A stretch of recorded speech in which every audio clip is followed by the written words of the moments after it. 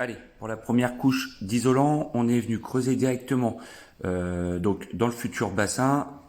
On est venu poser 2 parts de paille pour 1 part d'argile. Donc là ici on va essayer de faire une bonne pâte bien consistante, assez humide pour venir l'étaler directement sur notre plateau. Ici on a choisi de prendre une palette posée sur rondin. Donc on est venu lui étaler environ 10 cm d'épaisseur. Le plus facile donc c'était à la main pour venir l'étaler. On est venu vraiment le compacter pour pas lui laisser trop d'air. Là c'est le petit moment de détente, voilà. Il faut bien qu'on s'éclate aussi. Et après on est venu le lisser un peu plus. Et derrière ça, on va le laisser sécher au moins 24 heures avant de venir refaire une deuxième couche sur le dessus. Et voici le résultat. On est venu vraiment lisser l'ensemble complet et dessus on va venir lui faire une deuxième couche d'isolant et après la sole. Donc pour ça, on est venu avec 1 part de terre pour 1 part de paille. Donc ici, on mélange bien. Pareil, on essaye d'avoir un taux d'humidité qui est assez correct, hein, pas trop ni pas assez. Et on est venu directement le reposer sur notre support. Donc on voit la première couche faite hier. Donc la première couche, elle fait à peu près 10 cm. On est sur 2 parts de paille pour 1 part de terre. Et la deuxième couche, elle va faire 5 cm. Où ça va être 1 part de terre pour 1 part de paille. Et on est venu vraiment la tasser pour qu'elle se rende vraiment en contact avec la première partie. Il faut vraiment faire attention au temps de séchage. Il ne faut pas que la première couche soit complètement sèche. On va essayer de faire le four complet et qui sèche dans sa totalité. Donc là, entre la première couche et la deuxième couche, on a à peu près 24 heures d'intervalle. Aujourd'hui, on passe à l'étape super importante, la pose de la sole. La sole, c'est la base où notre pain va cuire, donc elle doit être bien plane et résistante à la chaleur. Pour ça, on est venu avec 1 part d'argile pour 2 parts de sable. Donc ici, on est venu bien le mélanger, hein, ça nous fait comme un petit ciment. Voilà, franchement, la texture nickel.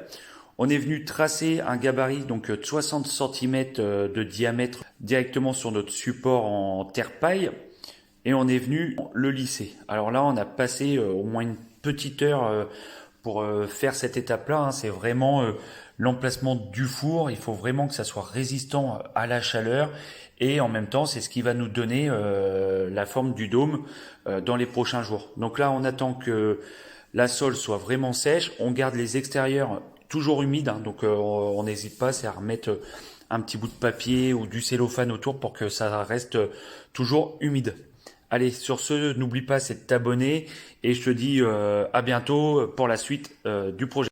Allez, aujourd'hui, l'étape, c'est pas des moindres, c'est de faire le dôme. Donc ici, on est sur du sable et de la brique.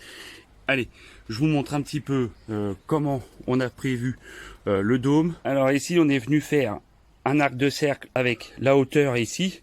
Hein, donc la hauteur, c'est pareil, c'est des hauteurs à respecter. On est venu lui mettre des briques tout le tour avec le tube dedans, comme ça. Lui, il vient tenir. On va venir finir de le fixer avec le sable.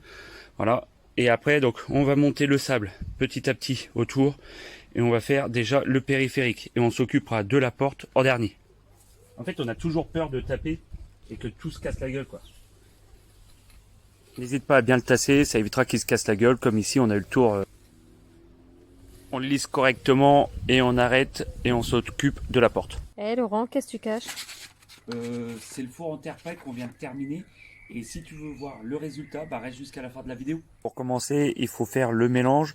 Donc ici, on est parti sur 1 part d'argile pour 1 part de paille. Et on est venu vraiment bien le mélanger. Alors il ne faut pas que ça soit trop humide, vous comprendrez par la suite. Alors ici, on est parti, on va faire déjà la base, la ceinture et après bien le fermer et on remonte en allant. Si t'aimes pas avoir les mains sales, change de métier. Donc on réalise des boudins qu'on vient poser au fur et à mesure et on voit petit à petit la forme du four Là, au bout d'une demi-heure, on a passé déjà une brouette entière d'argile. On a fini la première partie et maintenant on prépare la nouvelle brouette pour la suite. Entre deux, on est venu installer des pots de fleurs à l'envers pour venir faire la sortie de cheminée. Pareil, on répète l'opération, on fait des boudins, on monte et on lisse. Toujours, on respecte les 15 cm d'épaisseur.